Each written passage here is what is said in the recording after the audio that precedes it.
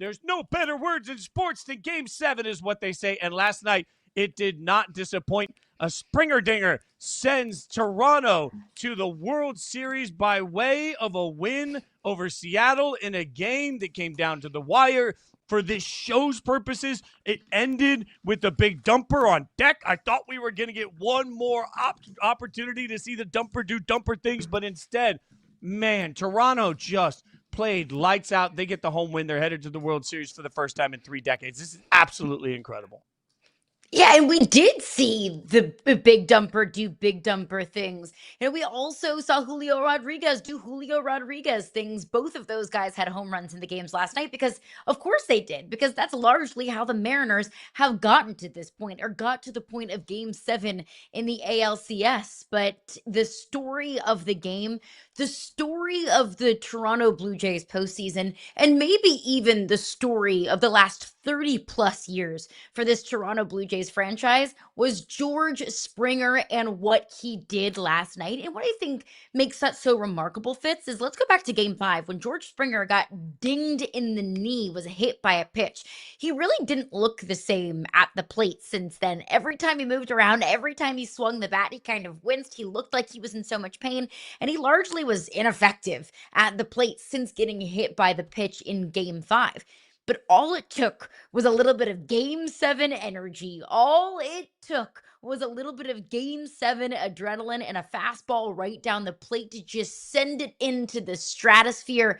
That was, I think, the most important at-bat in the last 30 years for the Toronto Blue Jays. Since the last time they were in the World Series in 1993. This is the first time I will ever see in my lifetime the Toronto Blue Jays compete for a championship, and it is because of what George Springer did at the plate there. I mean, talk about clutch hitting in the most important part, and most important times, and most important parts of the game.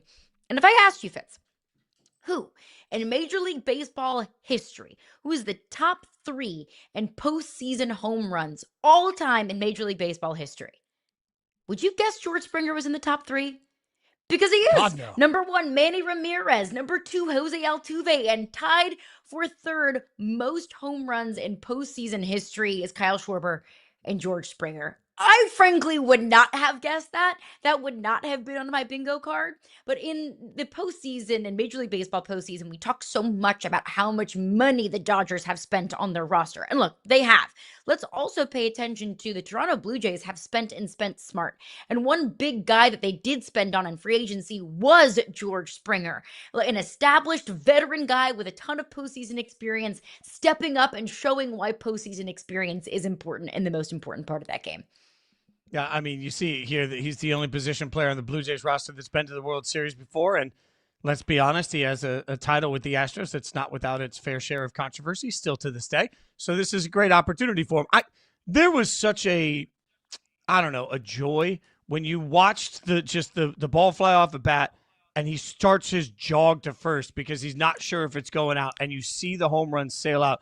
And the palpable joy on his face was such a momentum swing. And I keep thinking about something somebody said to me when the playoffs started. When the playoffs started, one of my good baseball minds that I talk to a lot said, keep an eye on Toronto because they're never faced and they're always patient.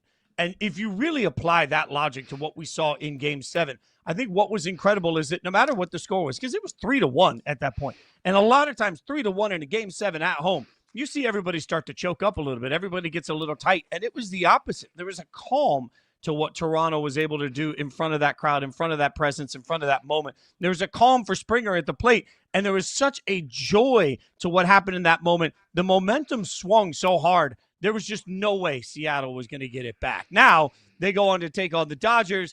And you're right. Like, number one, everybody's going to talk about money. I don't care about money. We got the World Series. I don't care how much these teams pay their players. What I care about is what kind of series we're going to get. And this is really interesting because knowing that Toronto is patient at the plate and knowing that Toronto is going to make you work through all of your pitches and that they're not necessarily the home run. They're just going to small ball you all the way across. Like, knowing all of those things and then knowing the one deficiency that the Dodgers are supposed to have, which is middle relief. Do you think that we can actually get a great series out of this? To the point about money, I mean, the Dodgers spent the second most of any team in Major League Baseball. The Blue Jays spent the 5th.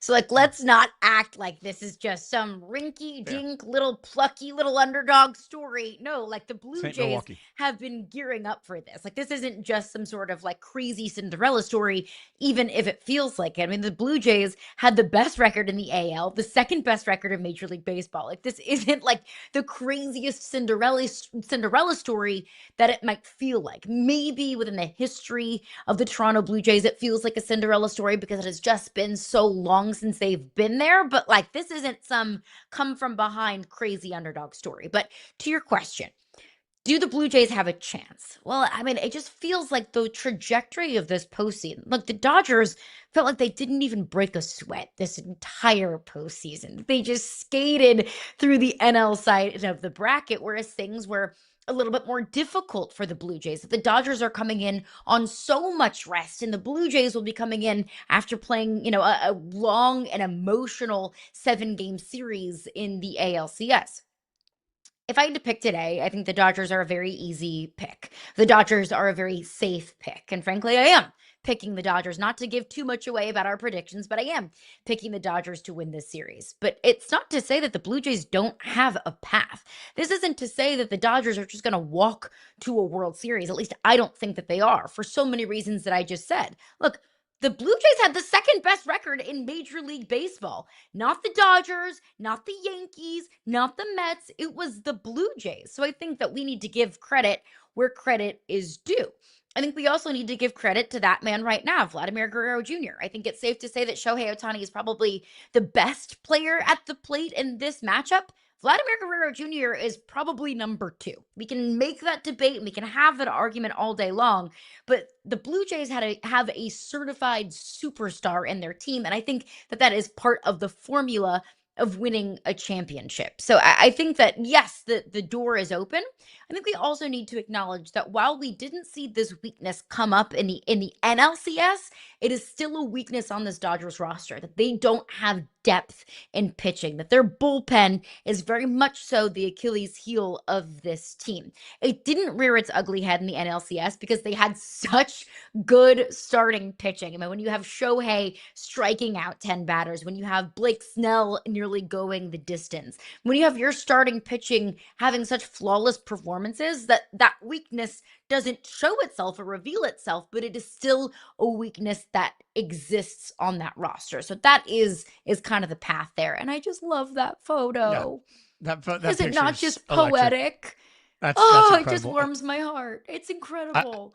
I feel like 90% of the baseball world's going to be rooting for Toronto and the entire country of Canada. Like, it's electric when you see how much Toronto means. I have a friend that played for the Blue Jays for a few years, and he always talked about every single time he still to this day goes to Canada. There are reunion tours essentially that you do all over Canada where you come through for famous Blue Jays. Like, the entire country of Canada is going to be watching this, electrically rooting for the Blue Jays to do this. Now, I hear everything you just said, and I think rest doesn't really change the fact that the depth in pitching is an issue. Like, rest isn't going to help that. Where rest does matter in this, and the rust versus rest sort of conversation, is what you're going to get is a better opportunity, considering a lot of innings went early on those arms in the last series for the Dodgers. Having a few extra days is just a big deal. And what could be a long series, to me, it's a big deal that you get extra time for your starting pitching to rest, because you know you're going to need big innings from them. This is not, to your point, in modern baseball, like, we've gotten so used to some sort of analytics-driven 4 innings in, you pull your starter and you're fine. That's not the method that the Dodgers have used in the playoffs. And had they had to turn around quickly and run their way into another series, I'd be concerned about that. Because they do get this extra time to just rest themselves, now what you get is rested best from the Dodgers from a pitching standpoint. That's just going to be hard. That being said, I do think it's interesting because we are going to get into the pitch counts in these games. Like, Toronto at-bats are arduous. Like, Toronto's not afraid to just load the bases and make you pitch through an entire count. I wonder what impact that has on the pitching. That, to me, is the one variable in this, but I just can't get past the fact that if we look at everything else about the Dodgers and the way that they're built right now, they are a better team. I think the Dodgers win this series. My question is, can Toronto make it difficult enough on their starting pitching that we have to get to those relievers? And once we get to that depth in pitching, can it hold up? That's a real question mark. But yeah, I mean, I think the Dodgers win this series.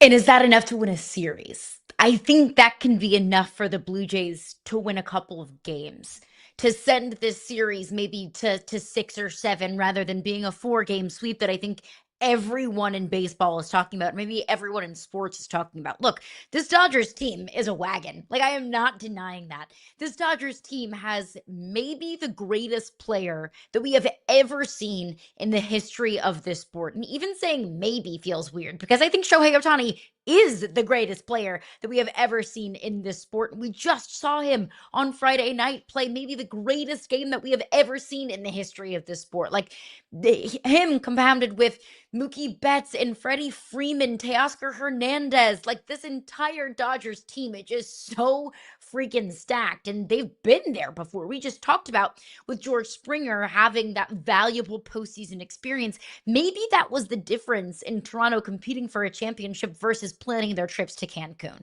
Like, that postseason experience is so valuable. That's obviously something that this Dodgers squad has. This team is an absolute wagon. But to your point, let's not act like Toronto doesn't have the pieces on their team, whether it's pitching depth, whether it's guys that have been able to step up that we haven't seen historically or that we haven't seen in recent history. Trey Savage stepping up as a rookie. Max Scherzer having one of the best games that we've seen in his postseason career, really going back to his time with the Nationals. If that continues, that all of those things are part of kind of a postseason equation and a championship equation. So the Toronto Blue Jays have the pieces to be able to compete with the Dodgers. But man, this wagon of a Dodgers team, like, it is nearly impossible to pick against them. Yeah, you're right. There's also just such a star-making moment for Vlad in this. Like, not that he's already a star, but you want to talk like household name. Everybody falls in love with him. Every time he speaks to the crowd after every win for the Blue Jays, it's so electric. Game 1 in Toronto is just, that's going to hit different. I'm telling you, that is going to, in the world of, we always talk about the best 2 words in sports, Game 7. I don't know. Game 1 of a World Series against the Dodgers in Toronto for a team that hasn't been there for 30-plus years. Sign me up for every ounce of that environment Friday night. I know. It's electric. We have all week. We're going to get you some great breakdowns on it throughout the course of the week. I can promise you that. Game 1, Friday night. So we just get to spend a few days salivating for it like the great previews at the movies, and we'll see how that series plays out. Coming up next, after last night's action, we saw the Lions go out and crush the Bucs. The question is, are the Lions the class of the NFC now? We'll break it down next.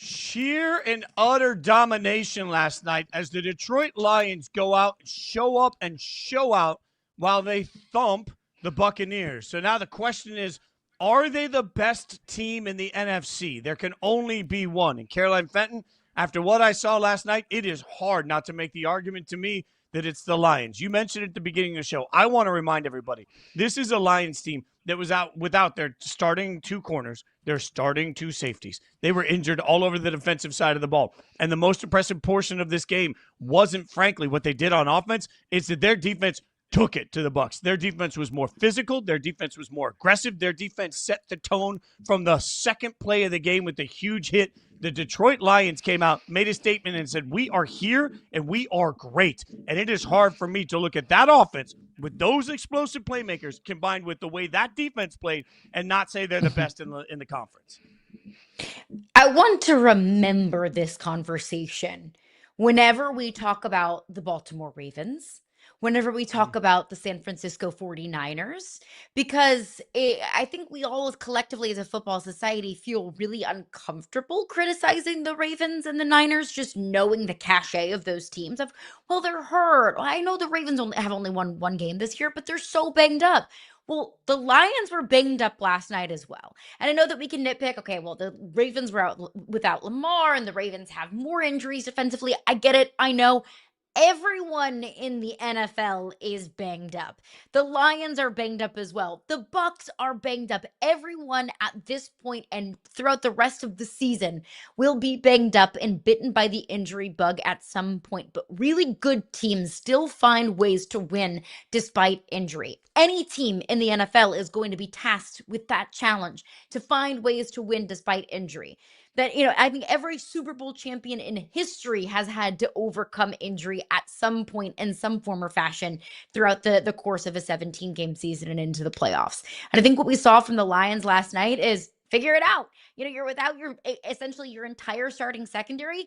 Figure it out. Aiden Hutchinson and that defensive front, you're going to have to carry a brunt of the load. Stop the run, force Baker Mayfield to throw, and still overcome it, even with injuries in the backfield. Like they still have found ways to do it. And so I'm just so impressed by this Lions team.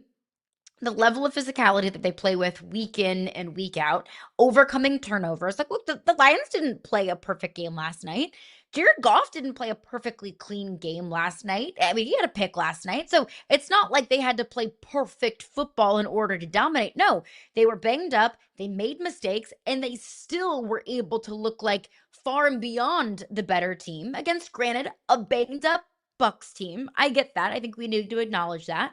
But the Lions were banged up too, and to be able to find a way to look as dominant as they were against a team in the Bucs that I think has looked like the best team in football at times throughout this season, I think is really, really impressive, and we need to give them their due. I think we also need to point out Jahmyr Gibbs. Like what he did on the ground plus through the air. I mean, almost 100 yards receiving last night. Jahmyr Gibbs is that dude, Fitzy.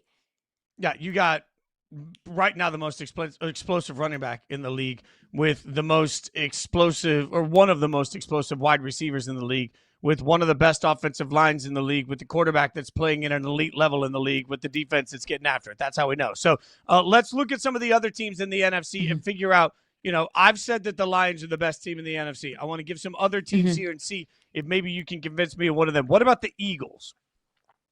Yeah, I'm not willing to say right now, after all of the, the glazing that I just did on the Detroit Lions, I still think the Eagles are the best team in the NFC. And I know that's low-hanging fruit. I know that's easy. They're the reigning Super Bowl champions, and they were the best team in the NFC last year. But I wouldn't have said that this time last week, but after seeing the Eagles and what they did this past Sunday, it feels like they're hitting their stride. We now at least have enough of a sample size to say that they can beat you on the ground. And what we saw this past week, like you just see it, 19 of 23 for Jalen Hurts this past week, 3 touchdowns through the air, that they can also beat you through the air as well. So I think just the depth of this team, the talent of this team, and the fact that they've done it, I have to give the Eagles the edge as my best team in the NFC.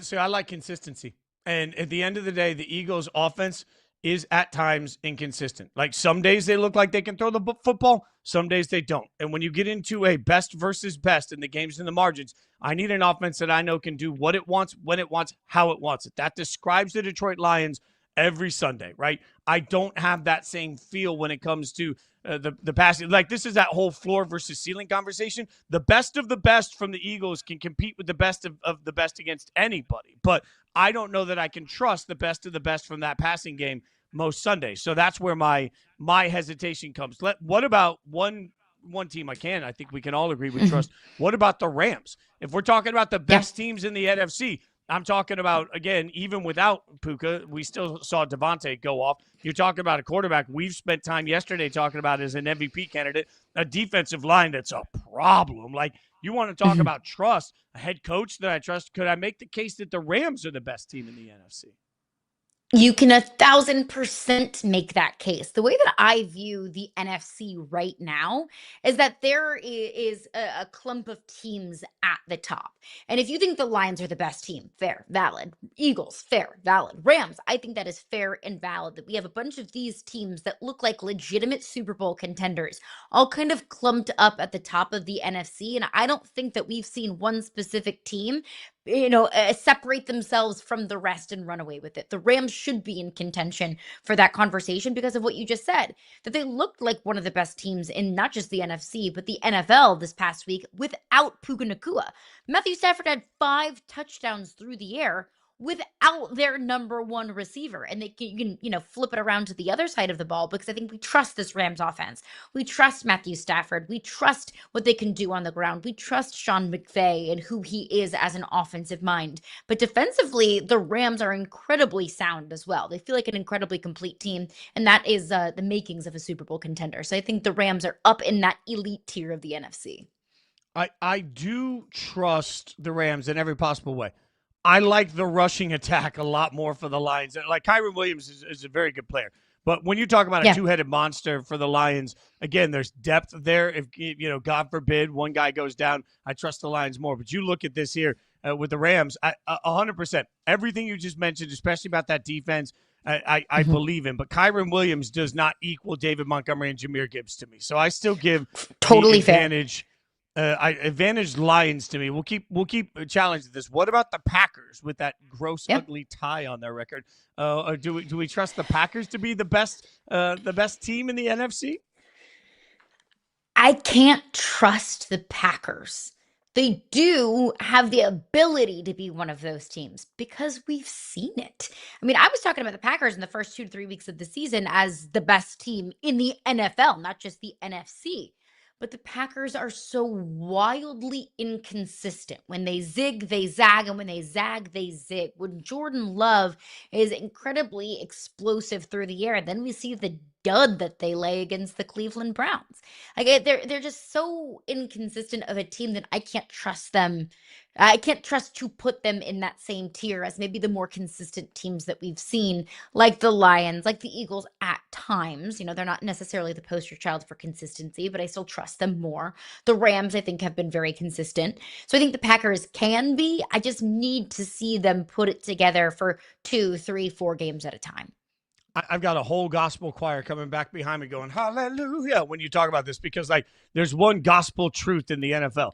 Inconsistent football teams don't win the Super Bowl. Sometimes there are teams that win the Super Bowl that are bad at things. Like, we watch Kansas City's offense struggle, and you just think, man. But consistently, you saw exactly what the problems were, exactly what they needed to figure out, and you wondered, could they figure it out in the playoffs? For the Eagles, we've seen moments when they won the Super Bowl where at times you look at it and say, okay, I understand what their issue is. How do they fix that issue? You rarely see teams that are wildly up and down. Hey, this looks good one week, it looks bad the next. It looks good one week, bad the next. That's what mediocre football teams do. That's what pretty good football teams do. But that's not what teams do that have to win a bunch of games in January to get to the Super Bowl. Wildly inconsistent football teams rarely win Super Bowls. So if I have to be asked who the class of the NFC is, I can't include the Green Bay Packers, because at their core, they are inconsistent as a football team. The best of the Packers can beat anybody any given Sunday. I don't trust the best of the Packers every Sunday or Saturday in January. What about one more? The Seahawks here, the Seattle Seahawks. How do we put them in this ranking of the NFC? Could you make a case for Seattle as the best team?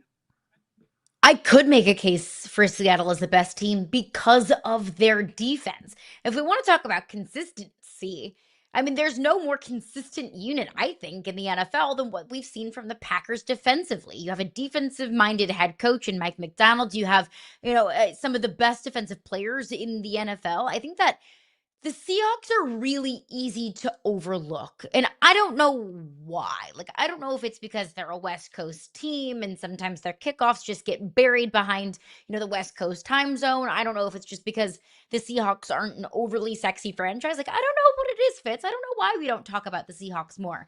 I can't put them in that same kind of category as I think the Eagles or the Bucs or the Lions, just because I haven't seen them be or look as dominant as those teams have looked at times. But I think with their defense and when Sam Darnold is playing clean football, which he has done for a majority of this season, not all the time, but a majority of the season. I mean, we saw him just go in a shootout with Baker Mayfield a couple of weeks ago.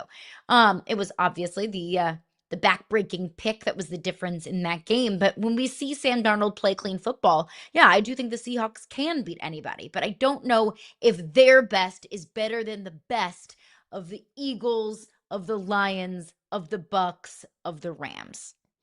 I think a couple reasons the Seahawks don't get the same level of love. One, we haven't seen them do it. Like, we've seen the Lions win playoff games, right? We have to see Sam Darnold and Seattle do that. We've seen the Eagles win playoff games. We've seen what the best can look like from those teams. We've certainly seen it from the Rams.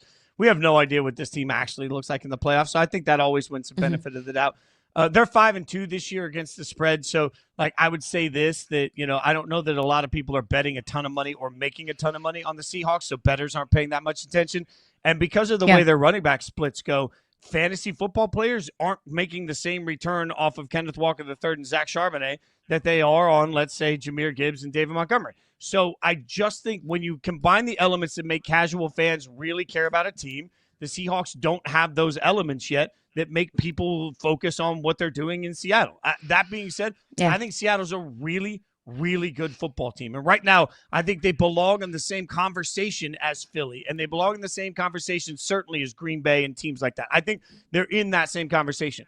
I cannot watch, and I watched all of that Seahawks game until 1 a.m. Eastern time last night.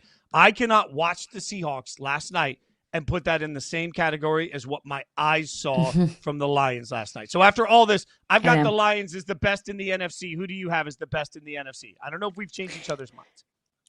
I have the Eagles right now as the best team in the NFC, but I think the Lions and the Rams are right there because I think the two most important positions in football are coach and quarterback.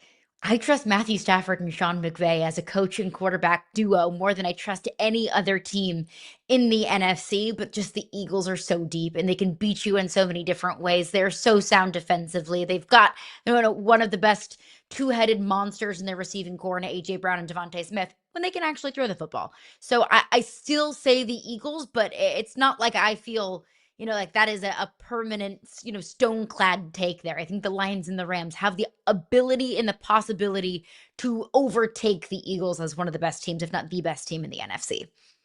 From coaches we trust to coaches we don't. One coach having an absolute disaster of the season. What's next for Pete Carroll and the Raiders? We'll break it down.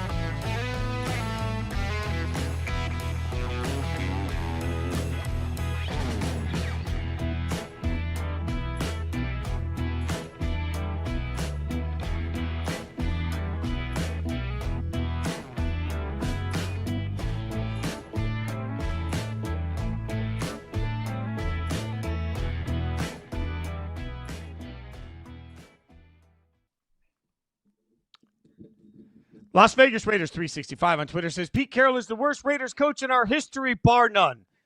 I can't go that far. Believe me, I've seen some terrible, terrible, terrible coaches from my beloved Raiders. And this, Caroline Fenton, is why I remind everybody that I quite literally have a Raiders tattoo. I have the Raiders helmet sitting behind me. I do what I do every single day because of my Raiders fandom. But I hear it, and I see fans talking about it. And I got to admit, this season has become such a disaster that it has become wildly clear to me that Pete Carroll needs to step down as the coach of the Raiders. Maybe not today, maybe not till the end of the season, but it is now abundantly clear that Pete Carroll is not going to be the answer for what long-term ails this franchise. And you know me, Caroline, at this point, I think it's fair to say that I am not overreactionary or a shock jock. And I think you also know that as we came into this season, my expectations were that the Raiders would be a 7-win team. I didn't come in calling for the playoffs. So when I say this, I'm not saying this because wild expectations weren't being met. I'm saying this because the timeline no longer meets the coach's timeline. It's really simple. When you have a coach who admittedly on the mic at the podium this week said that they're further behind 7 games in than he expected they would be, my question becomes, what's the real rebuild look like? It's obviously not Geno with Chip Kelly. It's obviously not working this season. So now you got to look at it and say, okay, are we going to draft a quarterback? Are we going to bring in an all-new offensive coordinating staff? Are we going to bring in an all-new offense? Are we going to start this glorious rebuild process? And if you do that, how do you do that with a coach that's already the oldest coach in NFL history to stand on the sideline during a game? There's no way in my mind, if you're starting a real rebuild, which I believe takes 2 to 3 seasons, Pete Carroll won't be around to see the end of it. So the sooner you figure out who's actually going to run your team for the next 10 years through this rebuild process, the better for the organization. I'm going to challenge this for a second. As somebody who is not nearly a shred as invested into the Las Vegas Raiders franchise as you are. Have you ever had a friend who has been, dating a bunch of different people, and every time it's like, okay, this guy is bad, this guy's bad, this guy's bad. And it's like, after a while, is it the people that you're dating that's the problem, or are you the problem? When you have enough of a sample size of somebody swinging and missing at something, eventually you have to look in the mirror and say, maybe it's something that I'm doing. Because you say, Pete, not you, but the tweet that was pulled up earlier said that Pete Carroll is the worst head coach in the Raiders franchise. Well, the Raiders have had some doozies of head coaches, whether it was Antonio Pierce or the Josh McDaniels experiment in recent history. The Raiders have swung and missed at the head coaching position.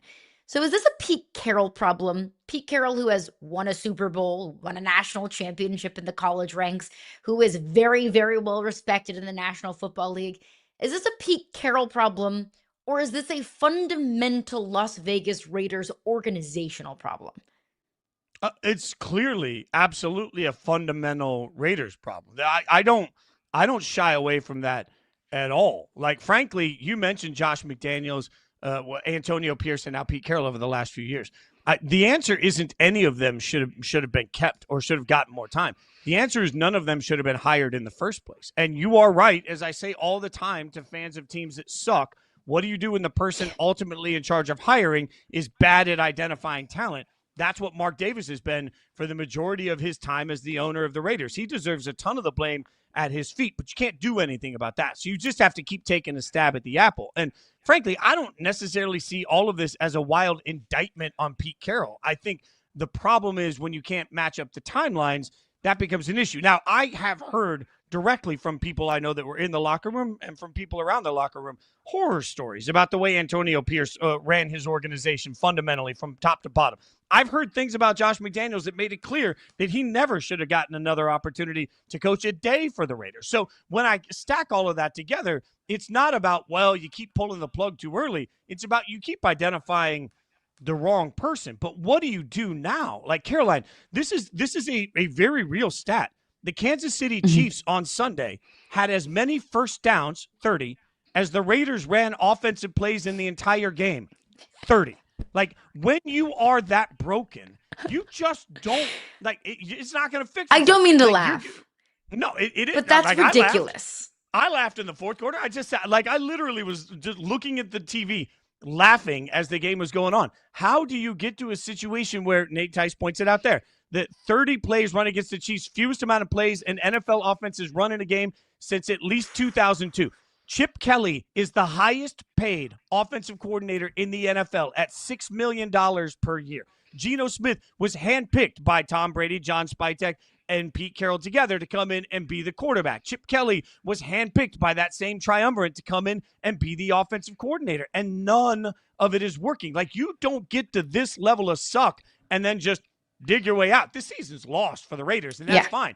The question just becomes, how do you make it any better next season? And I don't see where Pete Carroll is going to be in this thing long enough to turn it around. If he was 10 years younger, great. Let Pete Carroll keep trying to figure it out, because he's Pete Carroll. But he's not 10 years younger. So you got to figure out who's actually going to be here to see the future quarterback and the future offense of the Raiders. I think timelines are incredibly important, and you pointed that out, timelines and alignment, because it is clear and obvious Geno Smith is not the guy for the Raiders. That has been incredibly clear from the jump. So the Raiders will likely have a top 5 pick in this upcoming draft. I think the idea is that the Raiders find ideally their quarterback of the future in this upcoming draft. But to that point, do you want Pete Carroll and Chip Kelly to be coaching that quarterback with the understanding that Pete Carroll is probably going to be gone within the next 2 years? And maybe that's even a fair and generous timeline. Alignment is important. That's malpractice if you do that to a young quarterback. That is malpractice, because we say all the time, what you shouldn't do is put a quarterback in a revolving door where they're learning new systems every year. If Pete Carroll's only going to be around for a year or two of a new quarterback, even if you thought Chip Kelly was going to be the coach in waiting, you're still taking the chance that there's an all-new offense for whoever that young quarterback. That's malpractice. You got to bring, if you're drafting a quarterback in the top 5, you have to bring in all-new everybody that are all starting from day one with that quarterback. I think that you do have to clean house, because I think you bring in a GM and the GM hand selects his head coach of choice. That head coach then selects their quarterback of choice. Like, I think that kind of lineation of power is important within a front office and organization. You don't bring in a coach, then you bring in a GM, and you hope that the GM and the coach mesh, and you don't draft a quarterback and hope that your next coach likes that quarterback and can work with that quarterback. No. It starts at the top. You bring in a GM who selects the coach who selects the quarterback. That is the timeline that I think makes sense. And sometimes you bring in a quarterback, like I'll use the Tennessee Titans, for example. They brought in Brian Callahan, and then Brian Callahan was part of the regime that brings in Cam Ward, and unfortunately that just didn't work out. And you're then going to have to find a head coach that can work with Cam Ward, and if you can't work with the Cam Ward, then you scrap that Cam Ward and you find another quarterback. But the idea, though, was that Brian Callahan and Cam Ward would be going off into the sunset for the next 5 to 10 years. You cannot go into drafting a young quarterback knowing for certain that the head coach is not going to be around for a long time. Like, you to your point, that's malpractice. You can't do that. That is completely flubbed on the Raiders' part if they do decide to do that. When you bring in a guy like Tom Brady in ownership, like, you would think that Tom Brady has seen enough football and has been around enough football and has experienced enough football to know what the right path forward would be. Maybe we need to have a Tom Brady conversation. Everything that's happening right now, every single thing that's happening for the Raiders, Tom Brady has had some hand in. And as much as the world's going to blame Mark Davis, and I understand why, he's been a bad owner for a long time for this team, I will remind the world that part of his solution was giving an ownership stake to Tom Brady to fix it. And we see so far how that's going. All right, the Raiders need a franchise savior. They're one of several different teams this year that need a savior in this year's draft. The thing is, there might be some out there. We'll tell you about some of the names you need to know if your favorite team sucks. We'll tell you about it next.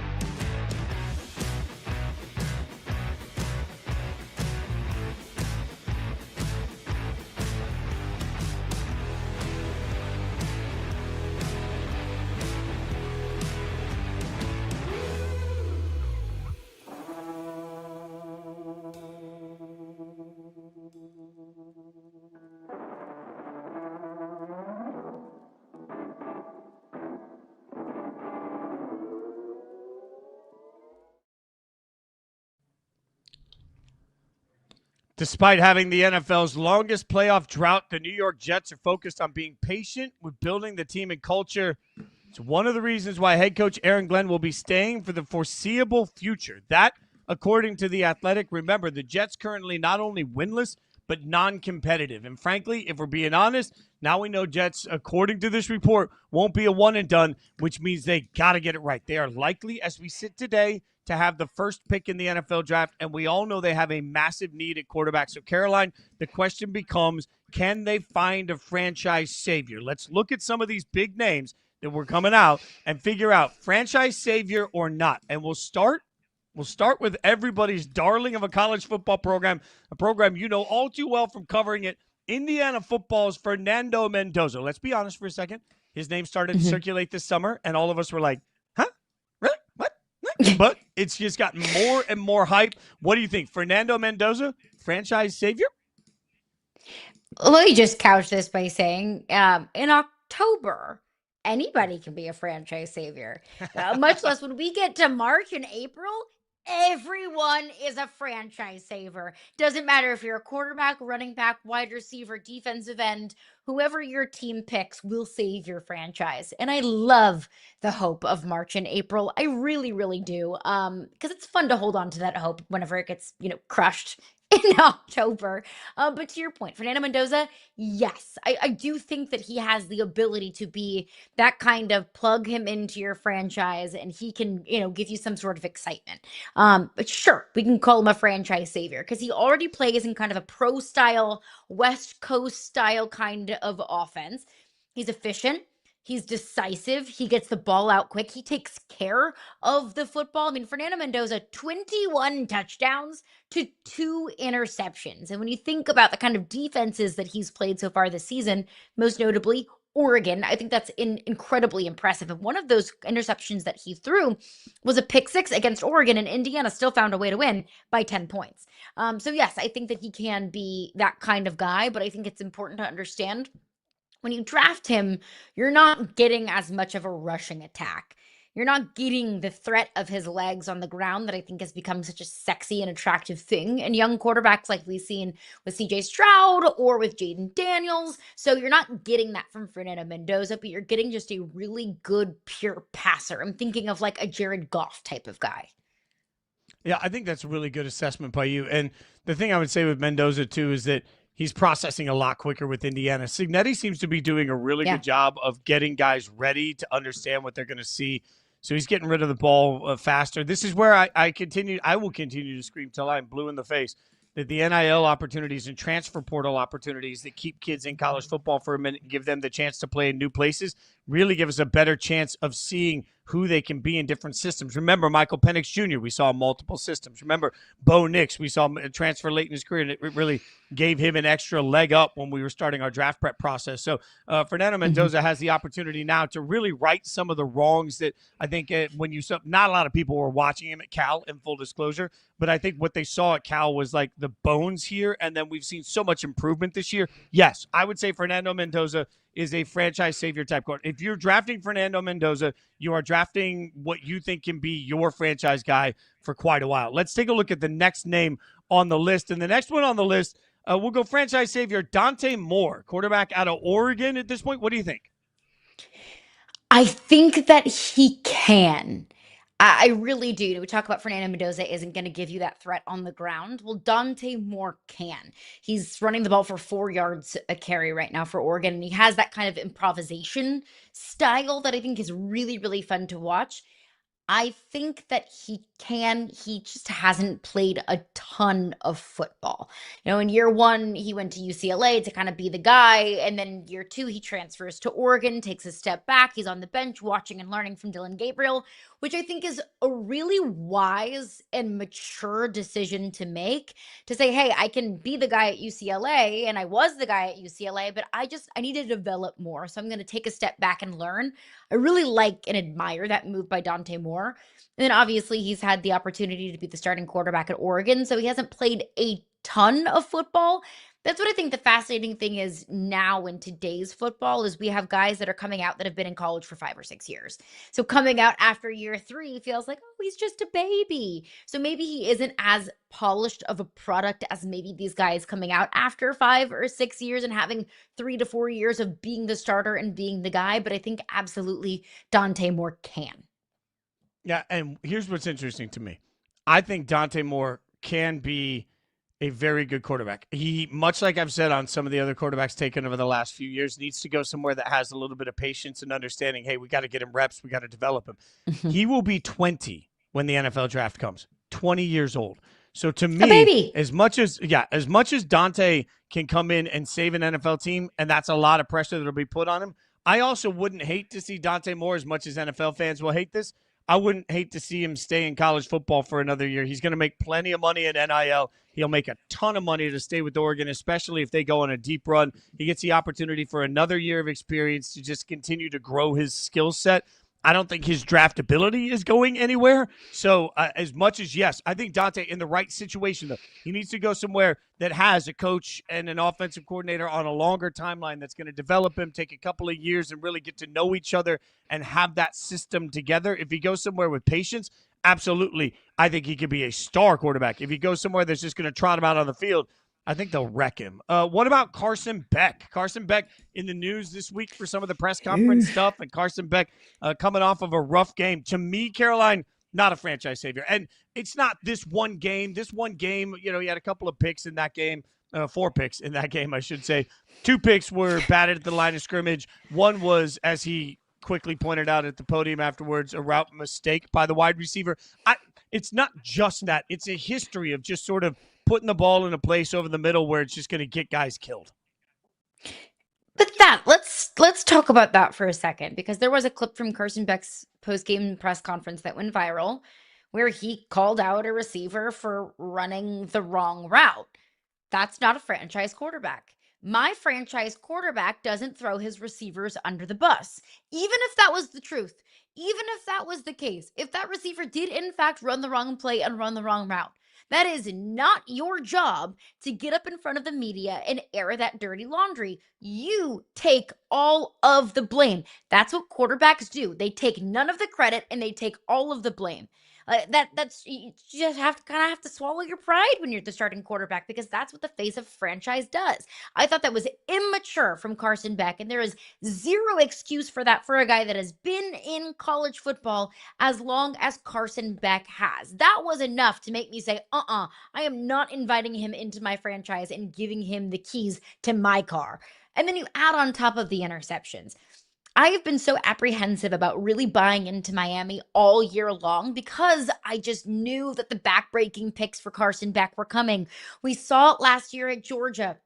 And look, the receivers at Georgia last year, they led the nation in drops. So a lot of that was on the receivers, but a lot of that was on Carson Beck as well. That he just threw just silly interceptions. There was a span of like 3 or 4 games last year where Carson Beck threw multiple interceptions. Some of those games, Georgia was able to pick up the pieces around him and still find ways to win. Some of them, they lost those games because of Carson Beck's interceptions. So it's the silly interceptions, it's the kind of panicking that it feels like he does sometimes in the middle of the play. And it was what he said in that post-game press conference that just rubbed me the wrong way. If I'm a general manager, if I'm an owner, I'm not I don't view Carson Beck as the savior of my franchise.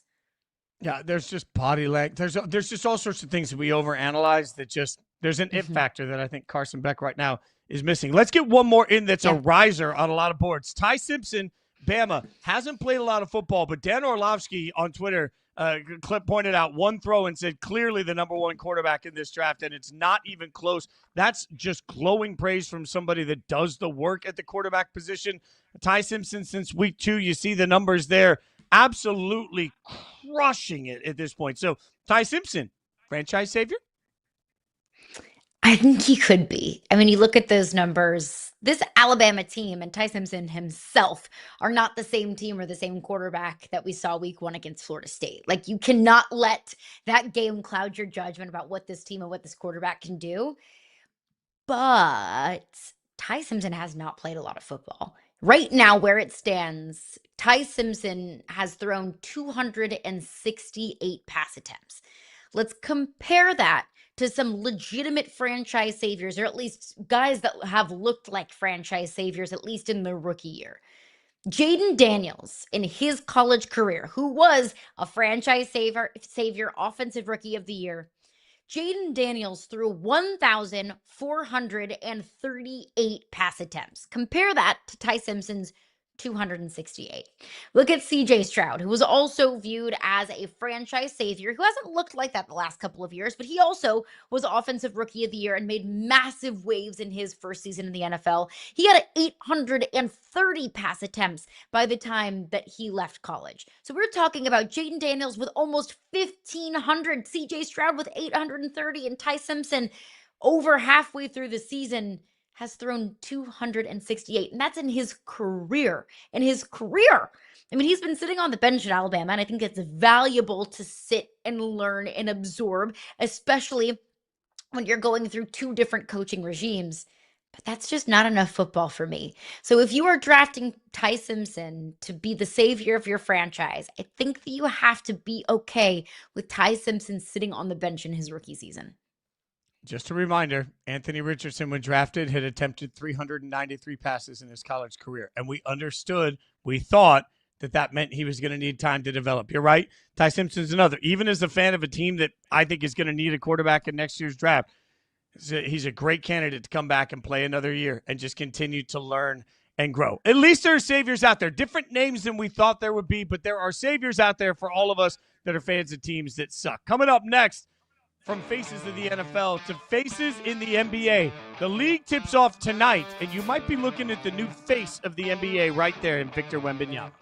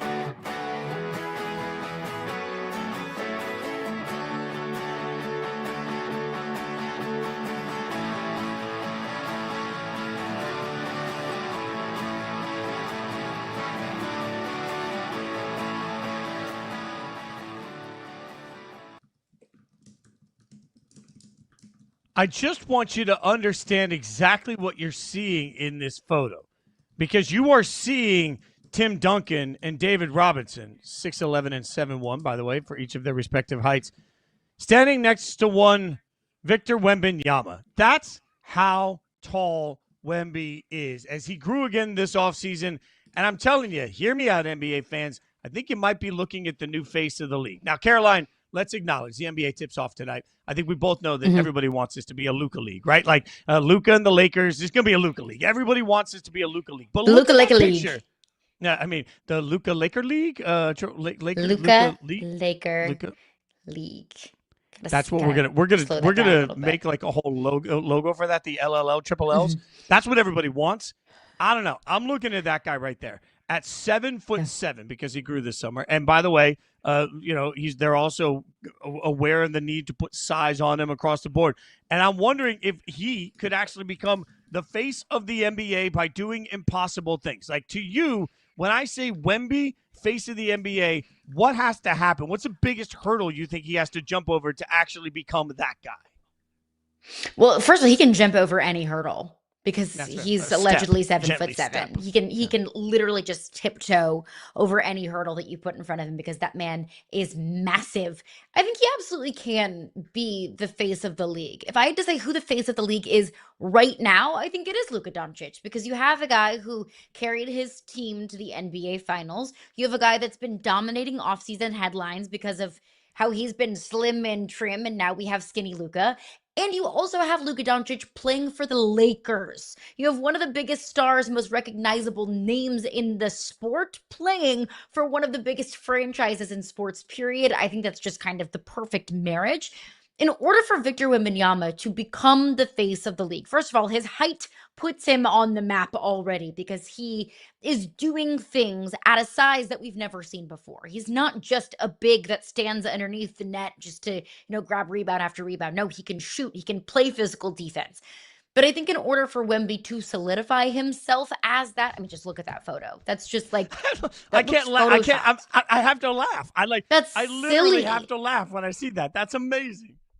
That's and like I always go back to the photo of Wemby holding a baseball when he threw out the first pitch at a baseball game. It looked like how I look when I hold a peanut in my hand. Like he was just like holding it like it was no big deal. But for Wemby to be the face of the league, he needs to be putting up crazy, crazy, crazy stats, which I think he already is defensively. I think he needs to pair that offensively. He needs to stay healthy. We didn't see that last year. And I know he's doing everything in his power to stay healthy and to stay on the court for the better part of the season, but he needs to stay healthy. Not always a given when you're allegedly 7'7". And they need to win. Like they not need to win, they need to make splashes in the postseason because winning games and putting up stats in the regular season is wonderful. That's great and that's cute and all. But Giannis isn't Giannis because in Milwaukee because of what he did in the regular season. The Joker isn't the Joker because what he's done in the regular season.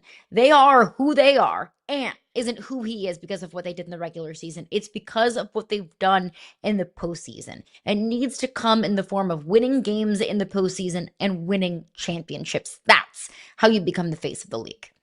Yeah, in a lot of ways, I don't disagree with that. The Spurs have to be very good because, frankly, it wasn't that long ago that we all thought Zion was going to be the face of the league. And for a lot of reasons, part of it was he just didn't perform. Part of it, to your point, he didn't stay healthy because he didn't take care of himself the right way. Yeah, like all of these things, there are a million reasons to stack up, but Zion never really lived up to what the Zion hype should be. Just like there are a million reasons off the court, particularly why Ja Morant hasn't become the face of the NBA. But if Memphis had turned into an annual championship caliber basketball team, that probably would be a much different situation. Ja is a star, but he's not the face of the league. Zion's a star. He's not the face of the league. The Spurs have to become very, very good. And in the process, I think the other opportunity is that Wemby has to do something that feels impossible. Because let's look at a couple of the examples you gave.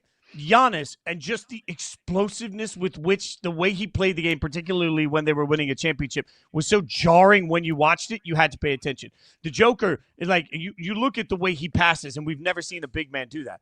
So I'm looking at how does Wemby become the face of the league? It's the always elusive quadruple double, right? Like you start talking about what it takes to actually have a quadruple double and what it takes to make that happen. It's only happened 4 times in NBA history. Wemby could absolutely do that. There is no doubt in my mind that Wemby could do that repeatedly throughout the course of this season. You see the 4 that we have here, David Robinson and Olajuwon, the 2 household names to most people. Could Wemby drop the 5th? I don't even think it's can Wemby drop the 5th. It's can Wemby do it again and again and again. He came 1 short last year of doing it in a season where he wasn't 7'7". And so, yes, to your point, they got to win. But I think he also has to do something that is so wildly historic that we're forced to pay attention. Like, even if you didn't give a damn about the NBA, when Russell Westbrook was averaging a triple-double for the season, everybody stopped and said, no, we got to talk about Russ. Now, the following season, he did it again. We didn't care because we'd already seen it. you do something that people have never seen before, everyone stops to pay attention. In my mind, the way that Wemby can become the face of the league is because he's so huge and he forces people to step out and cover him. He can actually shoot. Like, he is a force on the defensive side of the ball. He's going to be able to out-rebound everybody because all he has to do is stick his hand in the air. That's an actual NBA player that is nipple height. Like, but he's also athletic. Like, I'm old enough to remember watching Manute Bol painfully walk up and down the court, and it just didn't ever look athletic. I delivered a pizza to George Mirasan when he played for the Wizards when I was in high school, right? Like 7'7". No way. They had custom doors. His dog was taller than I am. Like, really nice guy. Hell of a tipper, too. All the way back then. Hell of a tipper. Like, there is something to, we've seen tall guys, but we've never seen tall guys that force you to do what Wemby does. Wemby is the tall equivalent of what Jokic has done to the big man and is going to continue to force you to move out and out and out when you defend him. I think there's opportunity for that quadruple double. If he can land 4 of them this season, he becomes historic. If he can land 2 of them this year, he becomes face of the league. That's the opportunity for Wemby. Yeah, the big man has changed and evolved over time in the NBA. The modern big man is like KD, who can pull up from 3, can shoot from anywhere. That's what I think Wemby has the capability of doing. Let me push back on that, though, because look, you say if he does something multiple times in one season that has only happened 4 times in NBA history in a quadruple double. Why is that what it takes for Wemby to be the face of the league? It didn't take that for Luka to be the face of the league. It didn't take that for LeBron to be the face of the league.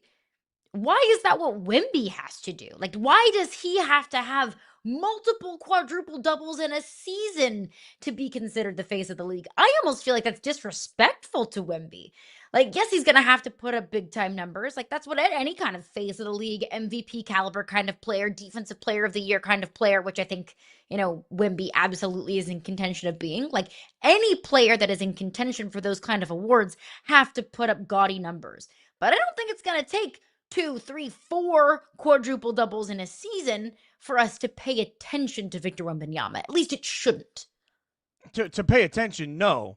But to make him the face, yes, because he plays in San Antonio. Like, if Wemby played for the Lakers, he might be the face of the league. Like, I mean, this morning on SportsCenter, what were they talking about with the opening of the NBA season? It was, is the torch being passed to Luka? Because they're just like, if Wemby played for the Knicks, he'd be the face of the league right now. We'd be more than happy to make Wemby the face of the league if he played for the Knicks or the Lakers. It's just, well, then why isn't Jalen Brunson the face of the league?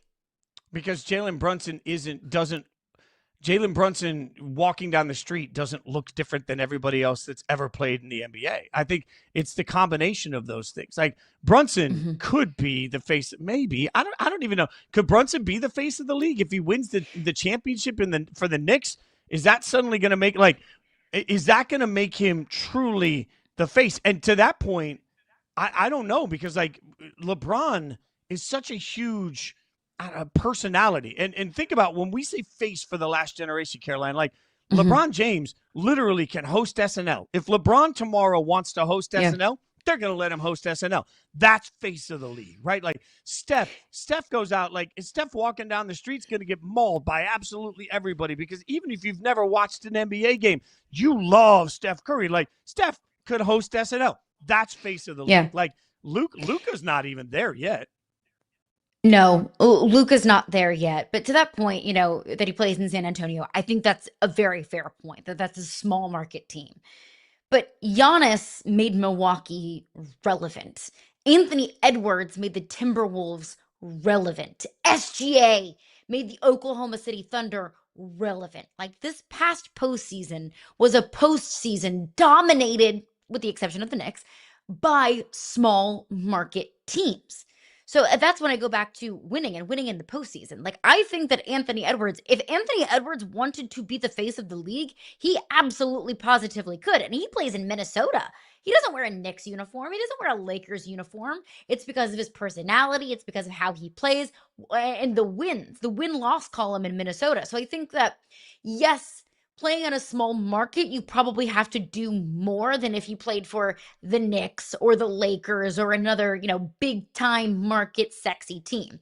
I think the other thing You, too you have is to do you if have to do you're wildly more, Caroline. Like this is I'll push back to that because I like look as I've said before. I was on radio at ESPN 5 days a week when the Nuggets started their trajectory, and we knew they were going to win the championship. They were the best team in the league, and when we went to our bosses and said, "Hey, should we start talking about the Nuggets? They're going to win the title." We got laughed at. The answer was no. Like find a way to talk about the Lakers because most people just don't care about the Nuggets, right? Like Anthony Edwards, yeah. we have him up on the screen here. If Anthony Edwards walked into a Starbucks today in a non-NBA market and there were a bunch of non-NBA fans there, nobody would know who the hell he is. Like nobody. But if I LeBron don't walked in know. or Steph walked in, oh man, I don't. The Q rating on to non-sports fans, if you're not a sports fan and Anthony Edwards walks in, you're going to say, wow, he's tall, he plays in the NBA. I don't like, as opposed to Steph or LeBron, who really are the two that have figured out, like Steph and LeBron have become Tiger Woods to the NFL, like, or to the NBA, I should say. Wherever they go, they are just flat out recognized. It's just, it doesn't matter if you like sports or not. They've been in so many ads and so many pop culture things, and they've been in so many different places around so many different celebrities that even if you're only sports adjacent, you've consumed LeBron and Steph. I don't think that there's a damn thing you can do to make yourself that from Minnesota or San Antonio or even, frankly, from Milwaukee. I think most people that don't like the NBA, while they know who Giannis Antetokounmpo is by name, if he walked into a Starbucks in the middle of Montana, I don't know that most people casually would look around and say, that's Giannis. I don't know. Maybe I'm just so invested in the sports world that I can't even fathom a world where, a random Starbucks in Montana wouldn't recognize Giannis. So I will, we can have that conversation. I think that too, LeBron and Steph have been around for so long. And in a way, they're blocking the opportunity for some of these young stars to become that next LeBron and Steph. I also think what European stars have to overcome is the fact that we haven't been following them since high school. Like LeBron and Kobe's games were broadcast on ESPN. That we knew who Zion was because every single time Duke played a basketball game, it was the number one story on SportsCenter. I think we all fell in love with Steph Curry and the underdog story of Davidson in the NCAA tournament. Even Anthony Edwards. Anthony Edwards played at Georgia, which isn't necessarily a basketball powerhouse, so he wasn't the same kind of star that Zion was, not even close to the same kind of star that Zion was in college. But I think we still knew the name Anthony Edwards coming out of college in a different way. Same thing with John Morant at Murray State, not Duke or North Carolina by any means, but people knew John Morant in college. We knew Victor Wembanyama coming into the draft, but we weren't watching his high school games. Like, we weren't watching and growing up with Victor Wembanyama. Same thing with Luka Doncic. Same thing with Nikola Jokic. What's the story that we always like to tell about Jokic? There was a Taco Bell commercial playing when he got drafted. Nobody knows these European guys until they come into the NBA. So those European guys have an extra barrier to kind of get past in terms of national relevancy because we haven't been talking about them since they were 16 years old. Yeah, you're 1,000% right. I go back to where you and I met years ago, SportsCenter on Snapchat. We used to do rips when Luka was playing professionally in Europe. We were doing weekly rips on this guy, Luka Doncic, nobody had ever heard of. And what was funny is when we got ready for the NBA draft that year on ESPN proper and on radio and everywhere else I was covering it, people were stunned that I was sitting here planting the flag that Luka should be the first overall pick. And they're like, nobody even knows him. Well, you do if you've been covering European basketball for the last year. But you're right. That's just not a world that most of us live in. So when you're, whether you're Luka, having a beer in the tunnel, after NBA finals, whatever, whether that's the version of Luka you are, or whether you're Joker who's going back home to just live on the farm during the offseason, I think that's part of the difficulty too. Like, if you want to become the guy that's on every poster everywhere you go, there also is this, are you in movies? Are you like that sort of pop culture? You're right. The guys that have been the face of the last generation were around for so long and did so many things outside of basketball, you couldn't help but fall in love with them. I don't know that there's ever going to be a spot where suddenly we're seeing Luka Doncic starring in a comedy that's in theaters. I don't know. Like, Wemby doesn't strike me as the type of person that's suddenly going to wake up next week and find himself making special sitcom appearances on random TV shows. And that's the sort of thing that it takes to become a face. Now, this is where some people say maybe you don't need a face, but the whole reason we're having this conversation is because the NBA is tipping off tonight. And at the end of the day, Wemby's going to have, I think, a historic season. The question is, what's going to make people pay attention? We'll pay attention to the NBA all season long because it's going to be a wild year. We've got predictions that will come into you later this week. Also, the season tips off tonight. Don't miss it. A lot of NBA basketball. Plus, we get the return of the Inside the NBA on ESPN. Going to be fun. Coming up next, teams in the NFL hiding in plain sight, including that one. We'll talk about it.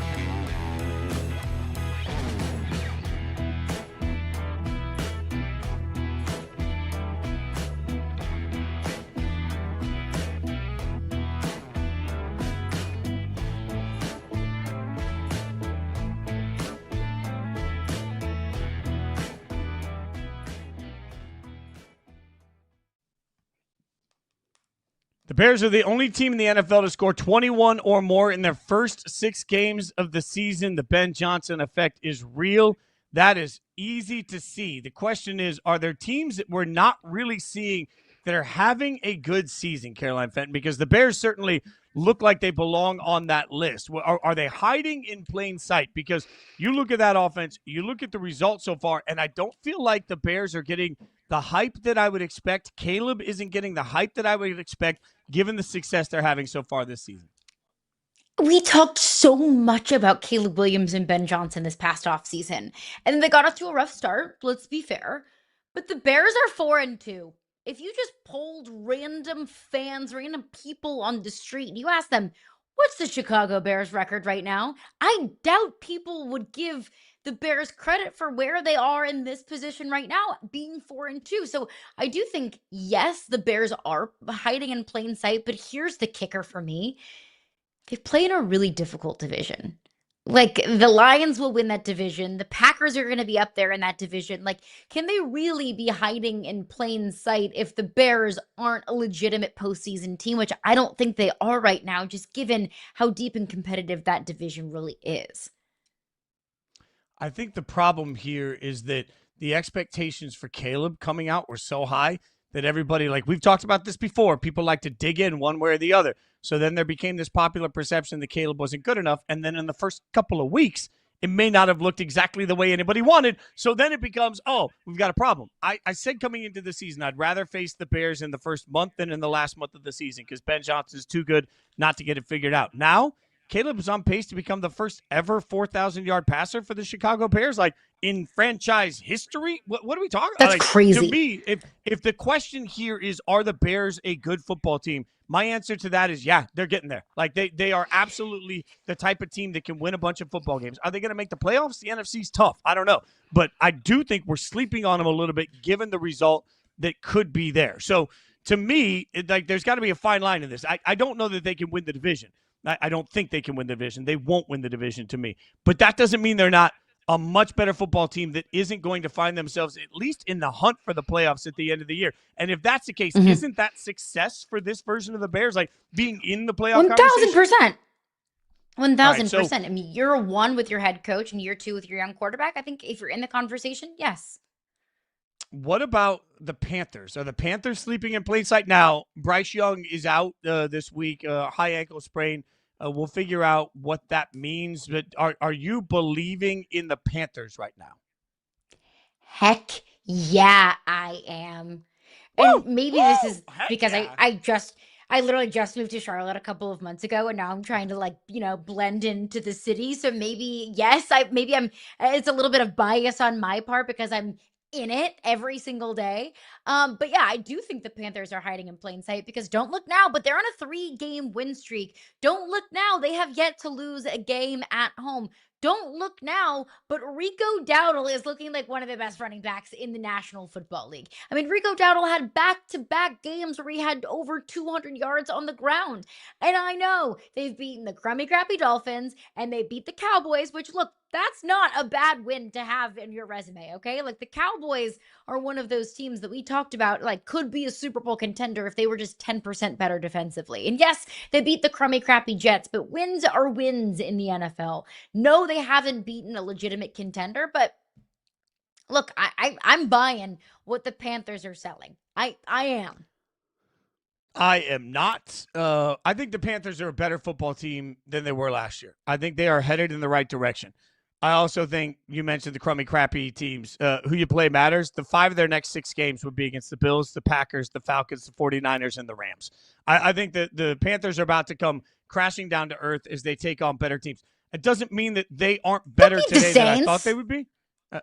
The Saints was the one I left out. Bills, Packers. They've Bills, already Packers, blanked the Falcons. Yeah, let's see what that happens. Let's see if that happens again. Let's see if that happens again. All right. Look, are you willing to buy the Panthers to the playoffs? Panthers to the playoffs? No. Okay. But it's been fun. I think relative to expectation, because we're not talking about the Panthers in the Super Bowl, obviously, but I think we were all talking about the Panthers in the Doo-Doo Bowl. Like, we were talking about the Panthers as, like, the worst team in the NFL. So relative to expectation to now be, 4-3? Above 500 on a 3-game winning streak with hope?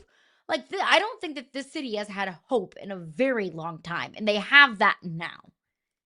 That is fair. I think it's still hard. Like, we have Bryce on the screen there. It's still hard for me to buy that Bryce is the long-term answer for the quarterback position for the franchise, but maybe he's just enough to continue to help them get there. I think there are a lot of questions for the Panthers. It's never Andy Dalton. The answer is never. Whatever the pop quiz is, I don't know what the question is. It's never. The answer is never Andy Dalton. Let's get. What about this one? Hiding in plain sight. I don't know. Are they even hiding? The Patriots, Drake May. Are the Patriots hiding in plain sight? I don't know. I feel like the Patriots were maybe the most hyped team coming into the season, and all they're doing now is living up to that. I don't think they're hiding. Yeah. No, they're not hiding. And look, that's not me saying that they're not, a playoff contending team, because I think they absolutely are. They're 5-2. Like, they now lead the division. We were talking about the Bills having that division signed, sealed, delivered. I am yours. But no, the Patriots are now at the top of that division. They're 5-2, but they're not hiding. I mean, every time I turned on a sports talk radio show or ESPN this past offseason, it was talking about Drake May and the Patriots and Mike Vrabel, the chosen one, is coming home. Get the Patriots, win the division. The Patriots are a playoff team. Like, we talk so much about the Patriots. Maybe that conversation dissipated a bit when they got off to a sputtered start, losing to the Raiders at home and losing to the Steelers, and Drake May looking iffy to start the season. But they've started to figure a whole lot of things out. I mean, like, they beat the Bills in Buffalo. That puts you on the map when you beat a divisional rival and a Super Bowl contending team like the Bills in their own house. And they followed that up with crummy crappy wins over the crummy crappy Saints and the crummy crappy Titans. And then they play the crummy crappy Browns this weekend. That's a game that they should win. Don't look now, but the Patriots are going to be 6-2. They're not hiding, but they very much so are in plain sight. Yeah, I don't think you can be hiding when Vegas sportsbooks had your win totals at 9. Some had it at 9.5, which would be 10. Vegas had them favored in 11 games coming into this season. They started off the season with what now looks like a very bad loss to the Raiders. I'm just still not convinced they're actually great. They beat the Dolphins, who suck, as you mentioned, the Panthers, who I just told you I don't believe in, the Saints, and the Titans. So 4 of their wins are against just trash football teams. But glory be to God, their schedule, they've got the Browns left and the Jets left twice. So they've got, and the Dolphins left. They've got 4 more games on their schedule right now that look like easy wins. So where I thought that the Patriots would be improved on the field, but not necessarily as good in the win total, I look completely wrong at this point with that, because they're going to sneak out enough wins over bad teams. I still don't think, though, when we get to the actual playoff time, when it's a real conversation about the best of the best, again, I do not put on the tape of the New England Patriots and then look at the tape of the Patriots and say, wow, this team looks like they're in the same ball field as the Kansas City Chiefs. I don't personally. So the question to me more becomes, do the Bills get it right, or do the Patriots suddenly take advantage of a Bills team that seems to be tripping over their own feet and then find themselves like, do you think the Patriots could win their division? Could they? Yeah. Am I going to put my money on it? No. Like, I do think that there is a path that, look, the Bills continue to sputter, that Josh Allen can only do so much. There's not enough around him, that maybe this defense really does just stink, and the Patriots just continue to win games. So, yeah, I think that's the path, but I'm not going to put my money on it. I love this. Just Caroline is just so kind that she's like, could they? Yeah. That's like me saying, like, hey, I'm going to go buy a scratch-off ticket. Do you think I'm going to win? You're like, you know what? You could. Yeah, you might. But I do think that there is, I'm not going to say a probability, but I do think there is a possibility that the Bills defense just stinks so freaking bad that there's nothing that Josh Allen can do. That only so much Josh Allen magic can only take you so far. Like, that is, I think, something within the realm of possibility. Again, I'm not going to bet on it, but I think that's the path there. That's the door that could potentially be open for the Patriots. I don't trust Mike Vrabel to not screw it up. I've seen him do it. The disaster of the Bills not winning their division this year is something that I don't think any of us are ready for. Buffalo not winning their division would cause an absolute outrage from their fans. All right, speaking of outrage, nothing gets people angrier than power rankings. Frank's going to join us next. Frank Schwab gives us the Frank's Ranks. We'll do it next. Yahoo Sports Daily.